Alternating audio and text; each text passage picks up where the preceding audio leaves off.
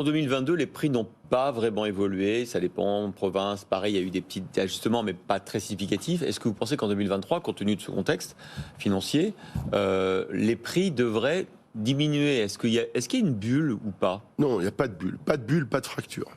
Mais il y a une nécessité de régulation des prix. Les prix, aujourd'hui, sont clairement trop élevés. À la sortie du Covid... Ça s'appelle une bulle, non? Non, parce que le but, ça supposerait qu'il y ait une fracture, si vous voulez. Moi, j'aime pas trop cette... Il faut faire redescendre doucement. Oui, mais c'est ce qui se passe. Si vous voulez, on a vu les prix 2021, croissance des prix, vous avez vu, on en a parlé ensemble. Ouais. Les maisons, c'est plus 15%, les appartements, plus 8%. Dans certaines régions, c'est pire, on y reviendra. Mais en fait, on voit qu'en 2022, début premier semestre, on a un peu le prolongement de 2021. Et puis le marché a pivoté l'été. Au mois de juin, il a pivoté. Ouais. Et aujourd'hui, la volumétrie des transactions baisse parce que les prix sont trop élevés. Et donc, les prix commencent à baisser. Voilà. De combien? Et il faut... Ah, pour l'instant, c'est soft.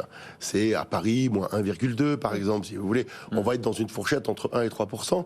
Mais il va falloir que ça se régularise et que ce phénomène de baisse de prix s'accentue un petit peu dans l'année 2023 si on veut que le marché soit pas crispé.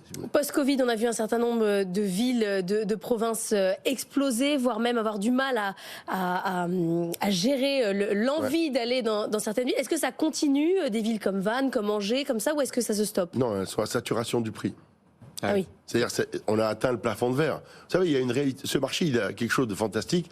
Quand c'est trop cher, c'est trop cher. Et vous avez certains appartements ou certaines maisons, on le voit aujourd'hui, on les fait visiter 20 fois, 25 fois, 30 fois.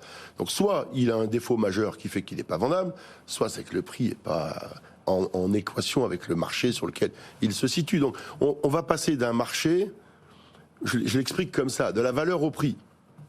La valeur, c'est ce que vous estimez de votre bien. Et vous savez que dans la valeur, il y a le prix plus... l'émotion. L'émotion, voilà. Et l'émotion, c'est subjectif, donc c'est pas quantitatif. Et puis il y a le prix. Le prix, c'est la réalité du marché, c'est la somme d'argent la plus élevée que le meilleur acheteur du marché. C'est-à-dire que des villes vont redescendre quand même, là oui, clairement. Oui, elles vont redescendre, bien sûr. Bien sûr, elles vont être obligées, sauf parce qu'encore une fois, le marché se crispe et que les transactions ne se fassent pas. Mais il y a aujourd'hui, et je trouve que c'est sain d'ailleurs pour notre marché, qu'aujourd'hui les prix reviennent à la baisse. Je ne dis pas qu'il y aura une fracture.